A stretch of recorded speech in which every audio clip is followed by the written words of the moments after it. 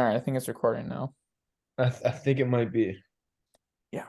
All right. All right, welcome back to the STR podcast. I'm your co-host Tim Fournier alongside Ian Meek Mills. Howdy, how you guys doing? Long time no see. Yeah, taking a big hiatus, but we're back. Trying to make this more consistent now. See how that goes. But first thing we're doing, talking about the AFC East. I'm assuming you can see my screen right now. We have the standings from last year: Bills 13-3, Dolphins 9-8, Patriots 8-9, Jets 7-10. Obviously, the absolute biggest storyline for this division is Aaron Rodgers joining the Jets. Do you have any immediate reactions to that, Ian? About what Yeah. the Jets are gonna look like? So obviously the Jets defense last year was as good as any. And we saw that in divisional games. And everyone saw it really obviously quarterback play Zach Wilson and then Mike White down the stretch. Obviously that was their biggest problem, right? Um But also part of that problem was the O-line play. I feel like the O-line play really did not to say that Zach Wilson and Mike White are all pros or anything like that, but I don't think that helped them at all. So yeah, I do think obviously Aaron Rodgers makes them better. I don't think that's a crazy take to say, but I do think Aaron Rodgers is coming off his worst season since being really like a full-time starter. A lot of that has to do with decreased mobility and the lack of trust he had with his receivers because it was, a lot of young guys, a lot of guys he hasn't really played with before. Now he goes to the Jets where obviously Garrett Wilson, I think, true number one. I think that's a great pick. He's comparing him to Devontae Adams. But I do think that's going to take a while to develop. Alan Lazard's probably a good, receiver too. But outside of those guys, like I don't think Randall Cobb's not gonna save the Jets. You know what I mean?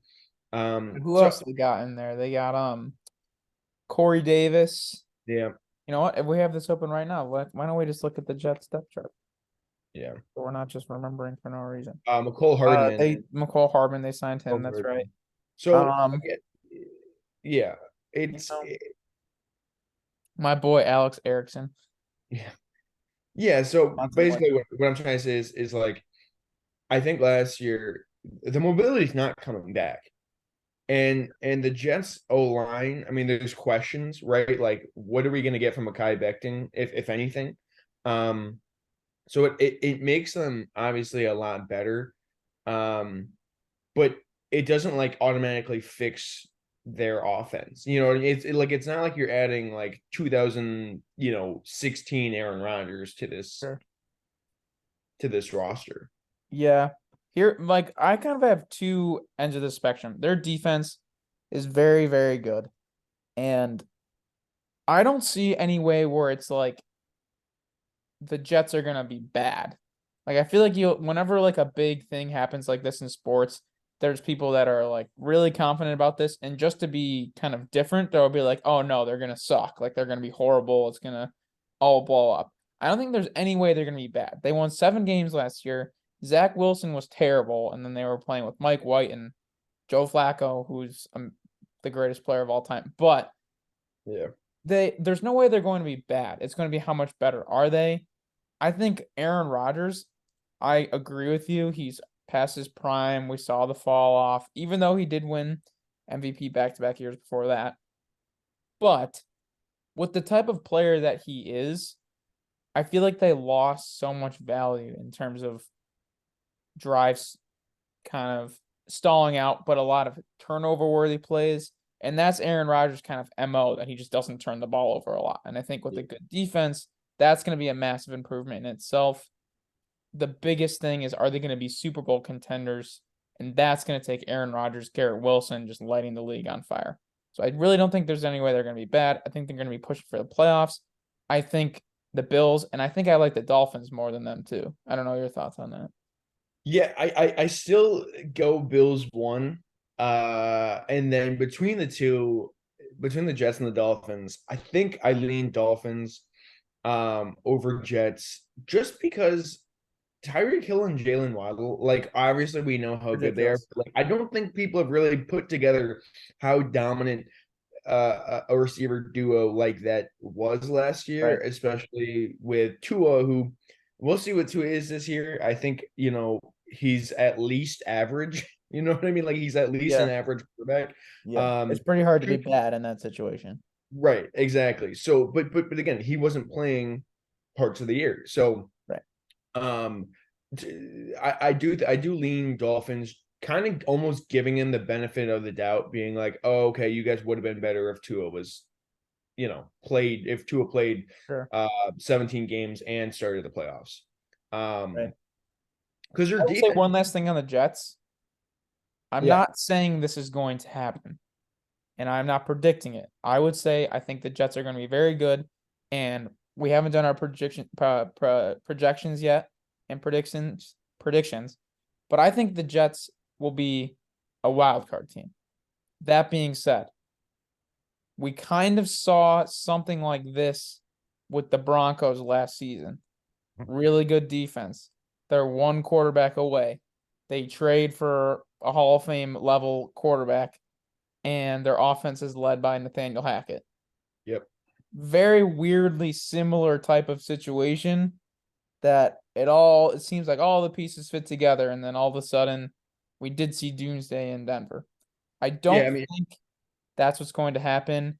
And the fact that Rodgers already has familiarity with Hackett, so it's kind of a different situation where Russ, it's not like he came over with his whole offense there. And I think there's a lot of stuff that didn't mesh well there. So I'm not saying that's going to happen. That's the only way this blows up. If there's some weird stuff going on where it's similar situations to that, I don't think that's going to happen at all. I Other could thing, see. what was that? I was gonna say the only I could see it not working if the O line is just a lot worse than what we think it is. Also, Sure. Brees Hall, whether he comes back week one, and if he does what he is, because I do think if they don't pick up, you know, Dalvin Cook, I mean Michael Carter and Zonovan Knight were actually very good down the stretch, but obviously Brees Hall he was one of the Yeah. best, if not the best, running back in football for the first 10 weeks or 8 weeks, however many weeks it was last year. I just had a dynasty startup draft and I took him middle of the second round. He should be back for week one. Maybe he starts on the pup. Maybe he misses a few weeks. The Jets have a really tough early part of their schedule, but I mean, selfishly for my own fantasy team now, I'm hoping he comes back really Yeah. with vengeance. But Yeah. for the last I had seen, it really seemed like Dalvin Cook was leaning towards signing with the Jets. So, He did, yeah. I um, don't know. see Their how that defense is going to goes. be, yeah, headline for the Jets. Defense is going to be dominant. Aaron Rodgers is probably going to be Aaron Rodgers. You know, I think they're going to be good. The AFC I is, think it'll be good. The AFC East is insane this year. yeah, this whole division is insane. Obviously, the conference overall is amazing. It's gonna be interesting. So Yeah. now kind of looking at the Dolphins, I think they're the team that could push for if someone's gonna dethrone the Bills in this division, I think it's gonna be the Dolphins. There obviously is the news of Jalen Ramsey needing surgery and gonna be missing some time. And I think that was the big piece that was gonna really like prop up their upside. So we'll see how he comes back and how long it takes him to come back. But this offense is gonna be locked and loaded. Obviously, there's some offensive line concerns, but I think with the scheme, it kind of lessens the blow of that a little bit. And then the defense should be really good, especially with Ramsey. So I guess we'll see on that. Yeah. Vic Fangio might, like, obviously, Jalen Ramsey's an insane addition. And they got him for cheap, I guess. I mean, he's kind of Mhm. older, and his contract probably isn't what you wanted. But Vic Fangio, I think, might be like the next biggest addition to this team, like Yeah. being their defensive play caller. I It's think it not get out. all about like I think people like overlook the value of coaching and coordinators versus just like looking at a roster so much. Like the Packers last year on paper should have had the best defense in the NFL, or like top 3 to 5. Yeah. And their defensive coordinator wasn't very good. Their the Vikings this year don't lost a lot on paper on defense, but they're getting Brian Brian Flores. Flores. Yeah. So I think they're honestly going to be better on defense because of that versus the people they lost like Eric Kendricks and stuff like that. But that's kind of going off topic. I think coordinator changes just often go very unnoticed in the grand scheme of NFL. Yeah, I agree. And I think Vic Fangio obviously has as good a track record as pretty much anyone. Mm-hmm. When it comes to, just as a defensive play caller, actually struggled a little bit as a head coach with the Broncos. But with the Bears before that, I mean, like it was like the 85 Bears, but in what, 2017, 2018. Mm-hmm. Yeah, I think with the Dolphins this year, I think the defense is going to be like we saw last year. The defense early on in the season was again like world beater. They were insane. And then once you have those drives stalled, we talked about with the Jets. Once you have bad quarterback play, it's really hard for a defense to be good. And so once Tua gets knocked out, once Skylar Thompson and Teddy Bridgewater are starting games, and instead of having 80-yard drives, you're having 30-yard drives, and the defense is back on the field after, whatever, 3 less minutes than they would have had, or for a full drive. So I think, this isn't gonna be anything crazy, but like I think this team's success does come down to Tua's health. But that also has to do with the work of this offensive line. Teron Armstead, I don't like last year, obviously injured down the stretch, similar to Tua. Felt like whenever Tua was out, Teron Armstead was out. And that might I mean, that might not be a coincidence, right? If Teron Armstead was hurt, then Tua was probably getting sacked more or hurt more, hit more. So I think it does obviously really come down to that O-line play. I think with the Bill, for them to dethrone the Bills, I would say that's more they are probably the most likely to do it, and it just comes down to can Tua play 17 games really. Yeah. I have kind of two pieces I want to say in the Dolphins and get that out there. First of all, I think it will probably take a little bit of time to acclimate him. We'll see how it goes. I think their third round pick, Devon Achane, out of A&M, I believe, fantasy wise, could be like crazy good in this offense. Like wide zone scheme, so much you have to worry about on offense. And then all of a sudden you got this guy that runs 4-3 flat flying around the edge. This offense just creates a lot of big plays. I think he's a lot in fantasy circles, dynasty circles, obviously a name that a lot of people know, but I'm really excited to see him because this offense, the amount of speed on this offense is like should be illegal. Like they even signed Robbie Anderson just to have another deep threat because why not? So I want to say that, and then not because I think Tua is some like elite quarterback, but given the situation, if they are on the right side of variance and he plays 17 games and they dethrone the Bills and win the division, if they could win 12, 13 games, I think Tua is honestly a dark horse MVP candidate for those reasons, if that all bounces the right way. I don't know I what you think about that. I think if that okay, here's my problem with it. I think people kind of know what Tua not I don't not know what Tua is, but they know in this offense that like if this offense is going, if this offense is working, um if they win 13 if they win 13 games, Tyreek Hill is going to have 2,000 yards. You know what I mean? Like if they win 13, 14 games, like Tyreek Hill is going to break records. I think. I mean, last year he was on pace for what 2,000 yards until Tua got hurt. Yep.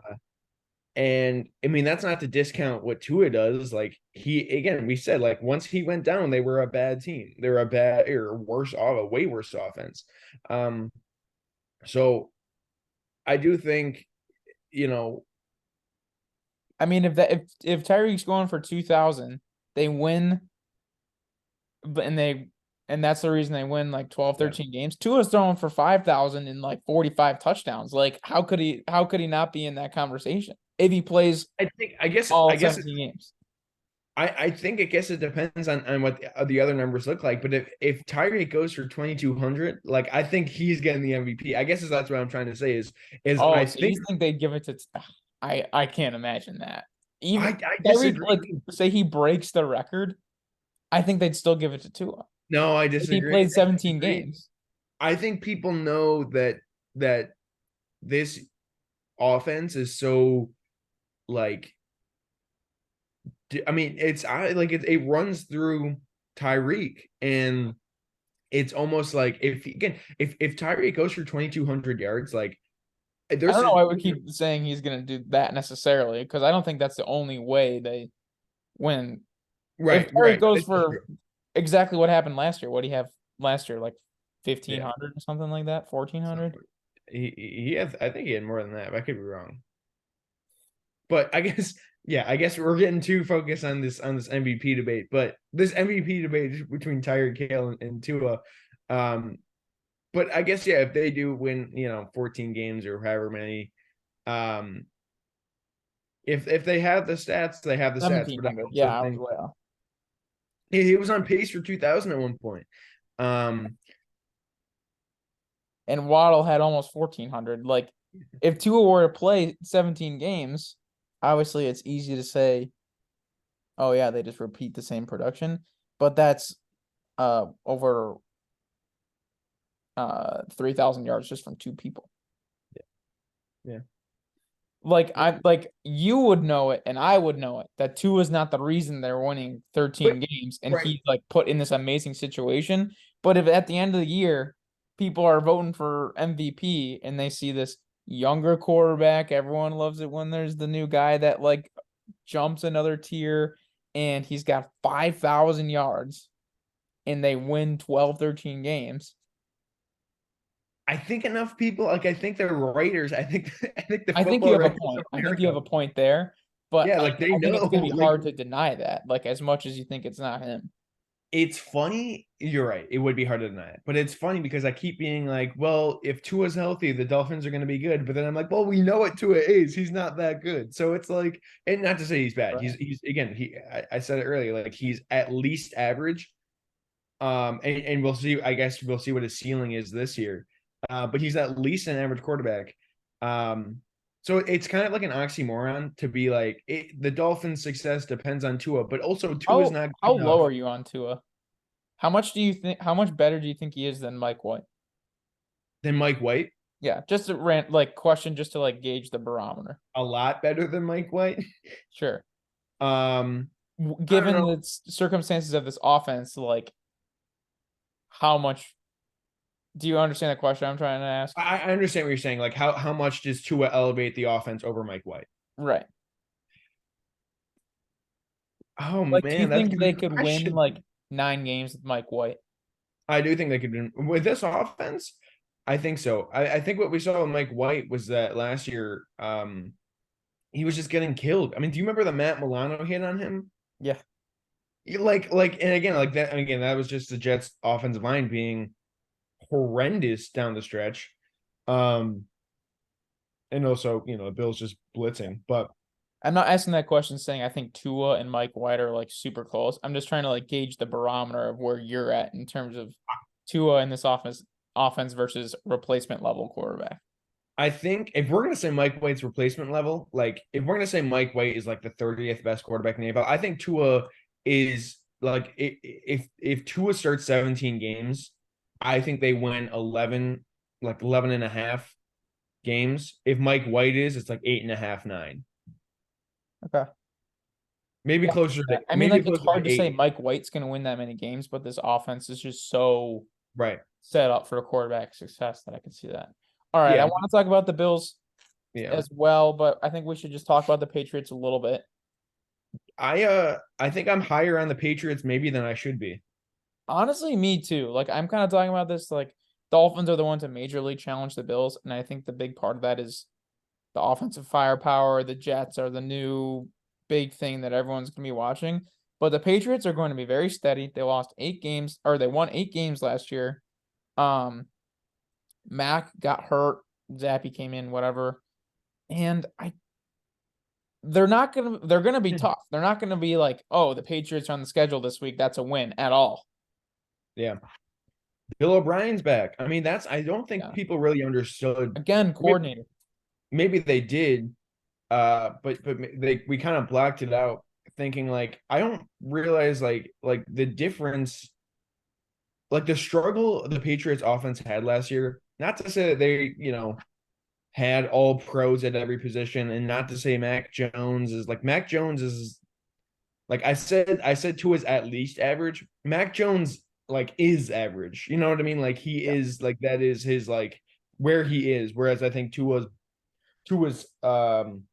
floor is average, and then you can go back Yeah. up from there. But With my the point level of is, talent they have on defense, they have a lot of talent that's very versatile on defense. And when you pair that with the greatest defensive mind in the history of the game, the defense is going to be great.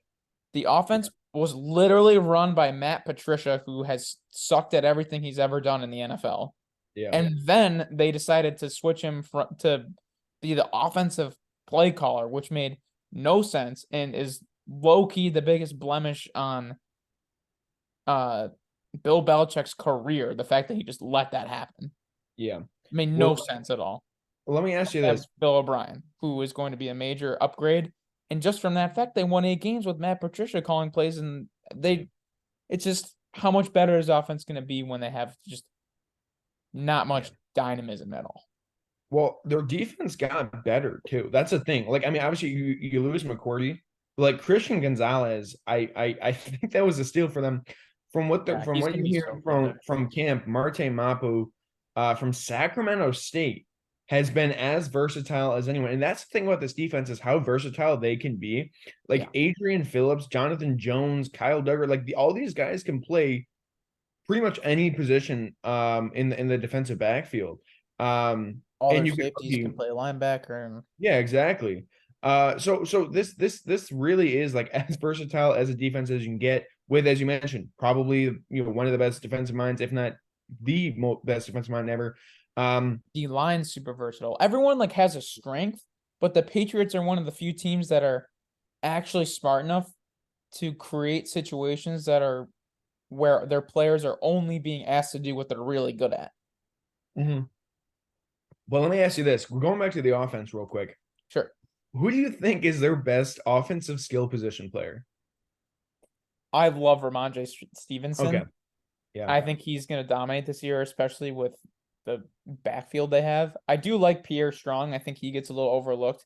Everyone talks about how like empty the Patriots backfield is behind him, but I think Ramondre is going to eat. And then honestly, like it's kind of just a lot of like Yeah. Like Devontae Parker is a good player, but he's limited. He doesn't create any separation whatsoever. But I think he's one of the better just ball winners in the NFL. How Yeah. valuable is that? I don't know. It's a skill set that's nice to have. Yeah. Juju's gonna win from the slot. Same with Kendrick Bourne. They're gonna be fine. Tyquan Thornton's a big piece. Like if he could become a really good deep threat, I think that would help this offense a lot. But that's still like a lot of projection. Yeah, I think maybe I'm wrong, but I feel like the Patriot I guess I feel like Mac Jones does better kind of in the shotgun and in those like spread out or RPO plays, whereas like the running game for them is better kind of under center. But like I feel like those things kind of contradict one another. So I am kind of interested to see like how that'll merge. But I do think Juju is good for Mac Jones when it comes to, you mentioned kind of that slot guy. Um, Mhm. Juju was really good like in RPOs last year, and Mac Jones, like you don't really think of him as an RPO guy, but you look at the numbers, he actually really is. So again, like people were upset about like Jacoby Myers kind of getting the exact same contract with the Raiders, but I don't know. I feel like Bill O'Brien and Bill Belichick might be seeing things that maybe fans weren't seeing. Quite honestly, their best offensive playmaker is low-key Marcus Jones. Yeah, we saw Corner, that's that also game like last their year. really good punt and kick returner. We And saw that. like there was points last year where just like he'd get the ball and it was like, oh well, he just ran past everyone for 50 yards. Yeah, we saw in the It's gonna be they beat interesting to the see how Jets. much they use him on both sides. They beat the Jets with that, and His punt then return. Yep. they in the Monday Night Football game, the I want to say it was their only touchdown of the game was the trick play to Marcus Jones. Maybe it wasn't even a trick play. It might have just been a screen. I think it was just like a screen and he took Yeah, it to Marcus shots. Jones. Yeah, So that's gonna be really interesting to see. I love players that are like play both sides and it's just like yeah, or they play two positions when you see like new age of like Debo playing running back too. That stuff's just exciting to me. I don't really know why, yeah. He's but a Shohei Ohtani, He's a Shohei right, Ohtani. right. It's cool to see how the sport develops like that and Yeah, changes over time. But on to the Bills. Obviously, your favorite team. I'm a yeah. Ravens fan, but still massive Bills supporter. Bills, Ravens, definitely my two favorite teams. So this will be really fun to talk about. We're gonna get this big question out there first before we dive in a little bit deeper. Do you think, do you get the same feeling that people are starting to talk about of the Bills window is starting to close in terms of a Super Bowl? I think you're gonna get that talk whenever like a quarterback's contract, like once their second contract, once you're off their rookie deal, like once Josh Allen got paid, it was like, oh, like you have to win next year or you're done. Right. And it does matter. Like the salary cap's real. Like if the salary cap wasn't real, the Bills would still have Trey Edmonds. Right. You know what I mean? Like the Bills would still have Tremaine Edmonds and Do you think instead they of made the right starting. decision paying Ed Oliver over Tremaine Edmonds, assuming they got to choose? Like maybe Edmonds just wanted to leave, I but think I think yeah, I mean I think it had more to do with like once Edmonds left, it was like, okay, well, what not what do we do with our money? They wanted to keep Ed Oliver. Ed Oliver's been more than a serviceable D tackle. yeah, he's kind of And in that category where it's like he's good enough where you're gonna have to pay him a lot, yeah, but he's never gonna be like he's not gonna be a top five guy. good enough to like fully justify the contract, if that makes sense. I understand what you're saying. I think the biggest I don't like when you look at the Bills this year, like if you scroll down, look at like middle linebacker, Terrell That's the Bernard. biggest, like, What's that?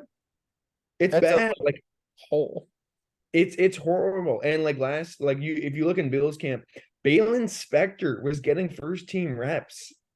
Like Yeah, not I don't think he's not gonna start. He's probably not gonna play a lot at all this year. It'll probably be in Terrell Bernard unless they make a trade. Um, like their linebacking court, like, is tiny. it's small. Like It's Bernard is essentially a safety. He's yeah, really good special teamer. They all love him because he works hard, blah, blah, blah. He's made some plays. And then Milano is obviously amazing, but he's small too. And they're yeah. going from 6'5", 250-pound Tremaine Edmonds. Not that like linebacker is the most important position. If you're gonna have one weak spot on the team on defense, that's probably where you want it. So Yeah. that probably factors into the decision making of paying Oliver over Edmonds.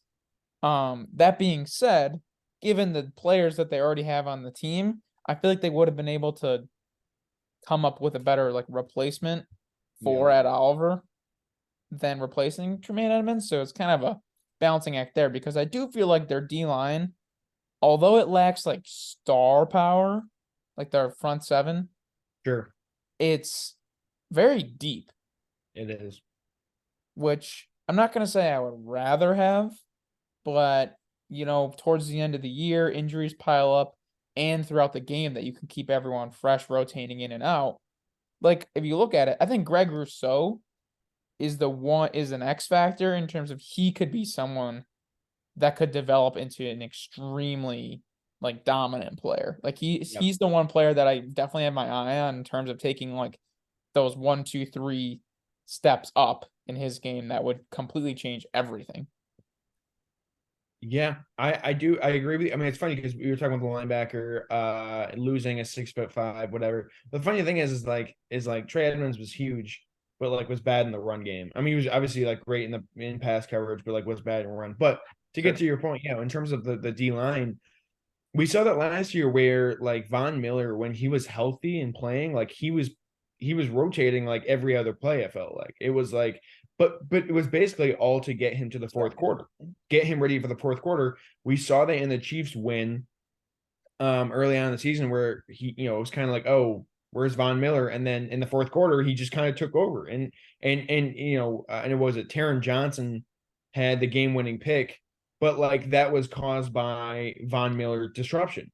Yeah. Um, His health is going to be huge. Like, yeah, his health is going to be huge, and I think that rotation that you mentioned being as deep as they are, Tim Settle had a pretty good year last year. Poona Ford like is just a hair above average, but to have him in that kind of, you're basically just like, he's a good run stuffer. Like, there's value to that. yeah, there's huge value to that.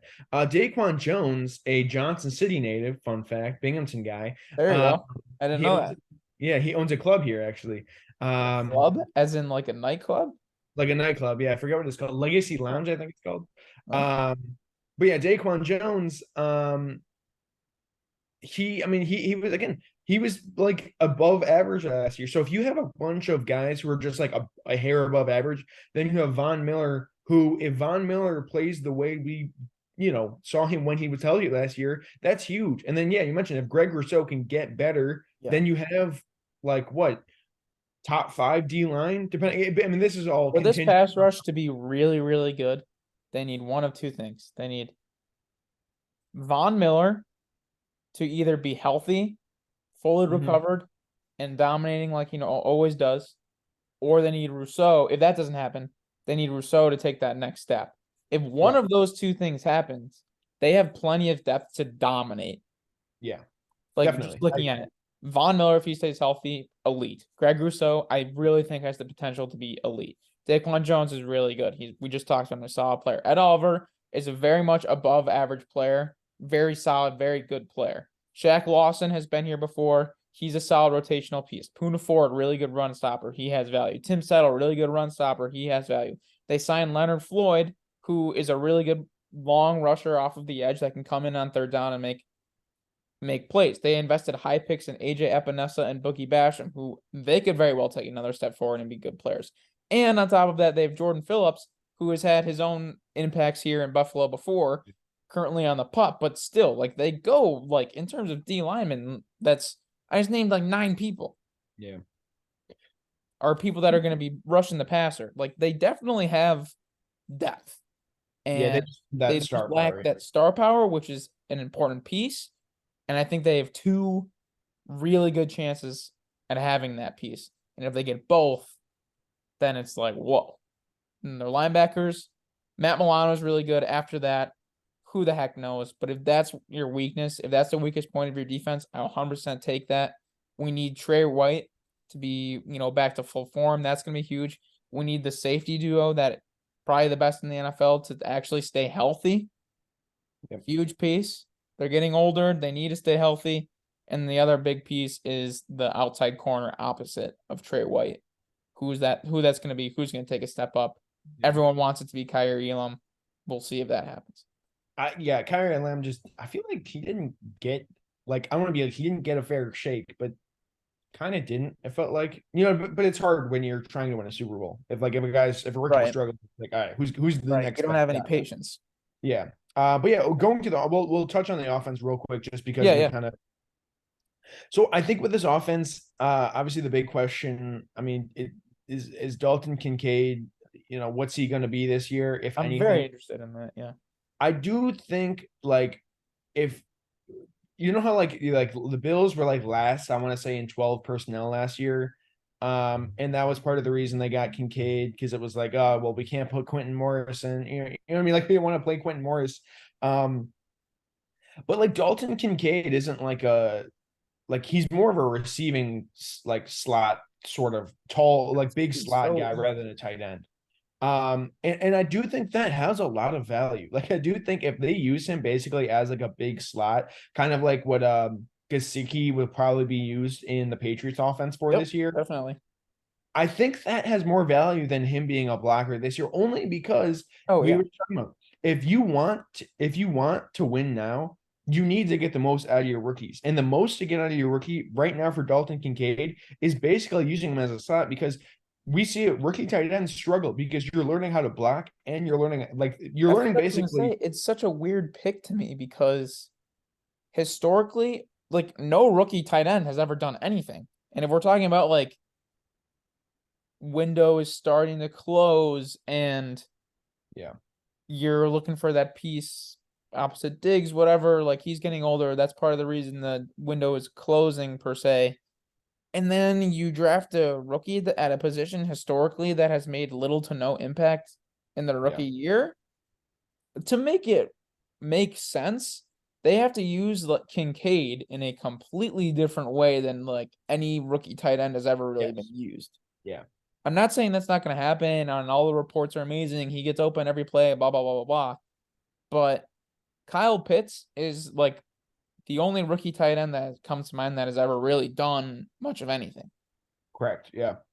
So we'll kind of see how that goes. And I think the other biggest piece is what happens receiver wise outside of Diggs. I do think Gabe Davis is kind of a big post hype sleeper. It's a big year for him where if he has another bad year, like he's going to be dead to everyone. But I Yeah. think everyone expected the breakout last year after the big playoff game to end the year before. But I think his ankle injury did play a role. He started off, he had that big play against the Rams, and everyone thought he was really here, and then he really slowed down after that. Yeah. I do think he, especially like in fantasy, like he's going really late now, and you're gonna get him at a big discount because he disappointed last year when everyone started to hype him up. I think post hype is gonna have a huge season. And then one other name I want to mention that I know we've talked about in the past. I'm really excited to watch Deontay Hardy. Yeah. Probably gonna like outside like on offense, like touch the ball like twice a game if he's lucky. But they're gonna be really exciting touches. And then on special teams, I think he's gonna make a big impact. Yep. Last thing I'll leave on the Bills offense. Spencer Brown He's the as your biggest starting right weakness. tackle, especially because he just got hurt in camp. That's a huge liability. He sucks. He He's like he's not good. And the fact that they didn't even think about like bringing in competition, like David Questenberry was bad as a backup last year. Well, he was fine as a backup, but bad as a starter. When he had to come in, like they must see something in Spencer Brown that I don't see, that I think no one sees. Um, I don't know the landscape of free agency right now. yeah, Like we always would see like the Jason Peters would get randomly signed by a contender. Brown got signed by the Jets. Like if there's just like one like just like very like average like 38-year-old right yeah. tackle out there, I think it would legitimately like make any like a It would make massive it make impact on the Bills. it would make a big impact. It would make a huge impact because I don't he know was who's out there, but yeah, I yeah, don't off the top of my head, I don't know who's out there, but I mean Jason Peters was like a month ago. yeah, like I don't know. Like maybe they're just gonna wait on someone because I and think like I sign someone halfway through the year or something. Like I could really see that happening, and then they have like some old vet like play a huge role. listening to the Joe Piscaglia podcast. He does like the Bills beat, and he's like a reporter for the team.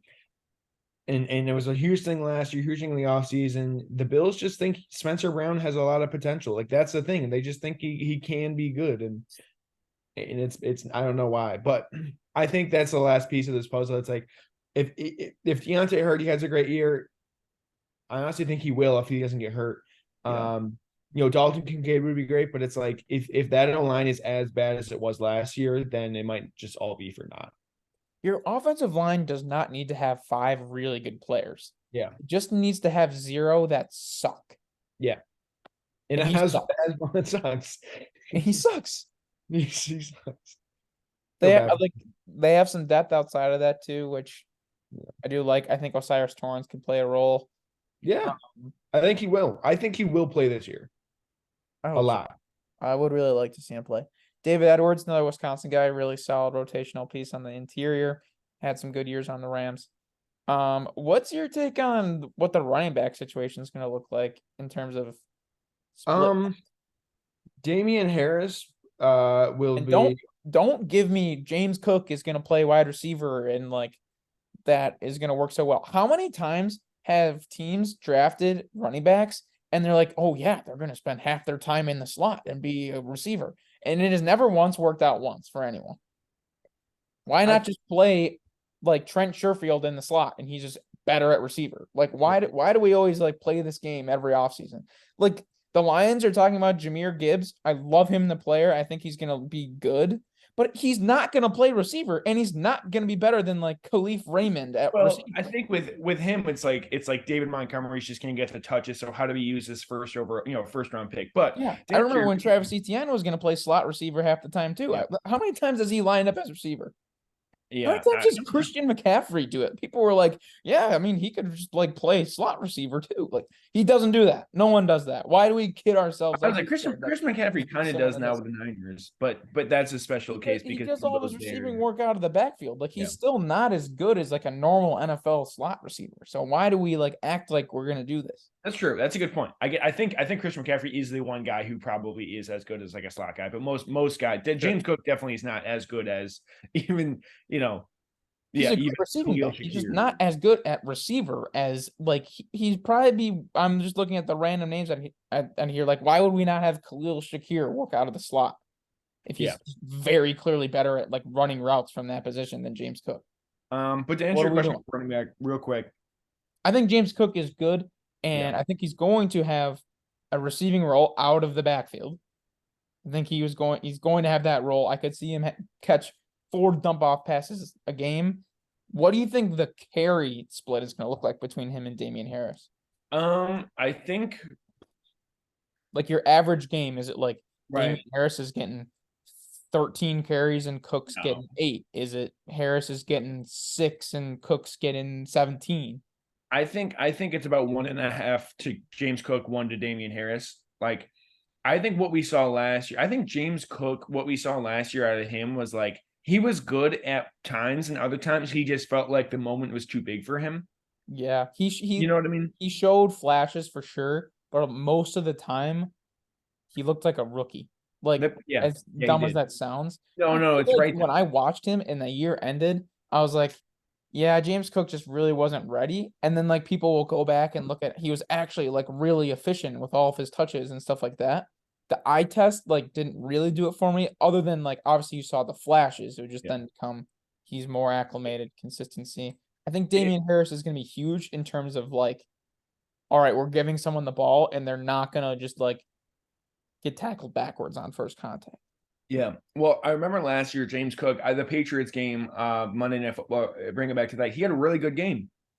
Mhm. And it was like, oh, he left like 20 yards out there just by like, he would get the ball, look behind him, and just be like shocked that he was like head of lane. You know what I mean? Like, it almost felt like he was surprised almost. Yeah. And then once he did it, I remember there was one play he ran downfield, had like 20-yard gain, and I was like, oh, like James Cook, like he burst, and then he just kind of tripped over himself, and I was like, oh, yeah, it's stuff You like know what I that mean? where it's like he puts himself in the situation, he has the talent there, and then like the moment was too big. yeah. And then for Damian Harris, the Bills really didn't have a third down back last year, like it's like a not a third down back, but like a goal line short. Yeah, short that short person was guy. Josh Allen. Yeah, and that got him. I mean, it lost on the Vikings game. Yeah, It lost in the Vikings game, and it they contributed to his doubled down and got Latavius Murray. He's the same type of player. Yeah, I think Damian Harris, he was kind of the Bills like killer. Do you remember like 2 years ago, or it was 3 years ago, Cam Newton when he was the Patriot, and like Damian Harris had like 150 yards against the Bills. I think I couldn't make it Was up. he the one that had the really long touchdown too in the like win game? That's what I'm thinking of. Yeah, that's what I'm thinking. That game. Oh, that's okay. what Yeah, I'm that thinking. was with Mac, I think. Oh, was it Mac? Because Maybe you're right. They lost that game and they played the Patriots again in the playoffs and murdered them. Oh, I'm okay. We're thinking of two different games. Well, but there you that go, was Damian Harris. the win game was either way. Damian Harris just killed the Bills. Maybe over I'm thinking of it wrong. That's the way I remembered in my head, but that could be wrong. there's been multiple occasions where Damian Harris has killed the Bills, which Yeah. is funny because it's Damian Harris. Yeah. It's not like it's Derrick Henry, but And yeah, he's a good player. I like Damian he Harris. is. He is. I think it upgrades their running back room a lot. Nyheim Hines obviously out. Devin Singletary just kind of was like as average as like he was. You're never gonna get like a Devin Singletary is about as average of a running back. He kind of does everything I pretty like Devin well. Singletary. I do It's just too. like there's some things that he just cannot do, being 5'6", Yeah. 190 pounds or whatever the hell he is. He was like a master of Slow. none. He was like a master of none because he was short, but he wasn't that fast. He was the master of like slipping off one tackle. Yeah. Yeah. All right. And Well, he was like really good at whatever. This video was supposed to be like 20 minutes and we've now gone for 45 minutes. But I think that's a good thing because we're just like, it's not forced conversations. Like this is yeah. flowed. One last thing I really want to talk about the Bills, as you, someone who like really follows this team closely, coaching. What do you think of Sean McDermott now being the Mhm. defensive coordinator, Leslie Mhm. Frazier out? B, if you could go back in time and make Brian Dable the head coach, would you Yeah. do it? It's So tough. first, let's get your opinion on the landscape of the offensive coordinator or defensive coordinator situation, and then B, answer that after. So I'll go. Yeah, again, I'll start with Leslie Frazier. Leslie Frazier is a very good defensive coordinator. There's no denying that. But as we've seen in the playoffs, time after time, his defense is almost like flat-footed, if that makes any sense. Like it's just I don't know how to say it, like antiquated. Like it works in the regular season and it works against like average to bad quarterbacks, but then when you put Joe Burrow on Pat Mahomes, it's like they kind of know. Like, is any defense gonna look good against it though? Well, It's but I don't that's the know. thing is the Bengals defense looked great against the Bills last year True. in I the think the playoffs. Bills' offense was starting to sputter on It itself. was. So. So that I mean that's part of the problem is it like, is it personnel or is it calling? And I think in this case it's calling because the Bills outside of like last year, like the D line, once Von Miller went down, it was kind of the defensive line just wasn't I think there. at some point, like once you're playing against the really good, also well-coached teams, Yeah. like the scheme can only get you so far Yeah. once you get to that point, which Yeah. is why we're talking about it's so huge for them to either have a healthy Von Miller come January Yeah. or Rousseau to take that massive leap, which I think we think he can. So I think Sean McDermott coming in, being a play caller, like the only Question. thing. Sorry, one more thing. I've heard like a million different stories. I don't know if you know this for sure. Did he take over 100% on that like 13-second drive from Mahomes 2 years ago? McDermott? Yeah. I've heard that it was like Frazier the whole time, and then for that last drive, like McDermott like took over. I haven't heard that. Or something. I haven't heard that. That could be the case, but I've never heard that. I feel like I heard saw something about that. I don't think I would just make that up. I agree. It's possible. But It's I don't remember what the source was or anything, and it could just be a whole lie and blah blah blah. You might. Maybe I have heard it. I don't know. It's one of those things that like it probably happened. It probably came out at the time, and I was like, I don't care. But like, the Bills just lost our most heartbreaking game, whatever. So I just probably like blew it out of my mind. But yeah, I think Sean McDermott, the one thing with him would be is like the Bills defense has kind of been schematically the same, obviously with Leslie Frazier, and it hasn't worked in the playoffs. And we just talked about, hey, maybe scheme doesn't really matter in the playoffs, or it doesn't matter as much. With Sean McDermott, my whole thing is like, oh, maybe he'll just try new things in the, you know what I mean? Like maybe it's just gonna be like a new guy. Like at a certain point, it's like I don't think Sean McDermott schematically is going to be that much different than Leslie Frazier, but it's always like, well, like maybe a new guy is going to fix it because like they're similar enough in terms of scheme. It's like I don't think it's that much. It's like, oh, maybe he just has more ideas. I don't know. I don't think it's going to change really much at all. What was the second part of your question? Brian Dable. Would I rather go back in time and change it right now? Would you rather have Brian would you rather them let Brian Dable walk like they did, or at the time it would have been firing Sean McDermott, promoting Dable? Obviously, he's gone and done amazing for the Giants. Right, he has. He made Daniel Jones look good. I kind of feel like that's an X factor of like a coach, X's and O's wise, and like Dable like fit the culture of Buffalo so well, I feel So like. well. He's Even the from fact that he's just like a Rochester, right? short, I actually don't even know. He I think might he be. is. He went to U of R, I think. I'll look it up. But yeah, go ahead. Sorry. He's just like a shorter, like chubbier, like energetic, like Yeah. he just like looks like Buffalo. He does. He And that does. wasn't supposed to be like a slight against Buffalo. It's just like that's like the culture. And he's like fiery and energetic, and he looks like he'd be someone jumping through a table. He And was on top born. of that, he like was the architect behind Josh Allen's ascension and is now showing that he can do that in another situation with a bad Giants team. Yeah. He went to I high feel school like in Erie that's County. the X factor. That's the cheat code that they had, is that they had Josh Allen elevate so much. Yeah. Is Ken Dorsey that? He's not bad. Here's what I'll He's say. your trump card. You Here's lose what I'll say. the Joe Burrow, Pat Mahomes that we just talked about. Once you're that good, there's no defense that's gonna slow that down. Like they kind of lost that trump card. Yeah. Well, I'll say this is that But it do you was remember like through the Chiefs game last year with the Bills, probably even about maybe he didn't play well against the Packers, but that would have been the next game. Through the Chiefs game, Josh Allen was the MVP. Like he was the no, MVP. that's fair. And And McDermott has done so much in terms of turning the entire culture around from being a yeah, losing franchise to breaking the playoff streak yeah. to elevating this team so much. But it's like, what's his face? Uh, why can't I think of his first name? Falcons coach, last Arthur name Smith, Quinn. Dan Quinn, Yeah, then went to Cowboys or whatever. Like Kyle Shanahan they 100% should have. would rather have Shanahan. Yeah. Shanahan was the offensive coordinator, made Matt Ryan MVP. That was the reason they went to the Super Bowl. He's gone. The Falcons just plummeted. Yeah. Are we slowly starting to see that? Even though Dan Quinn was the great defensive mind, CEO type of coach, and then they just spent the rest of the time regretting not keeping Shanahan, I would assume. Done great for the Niners.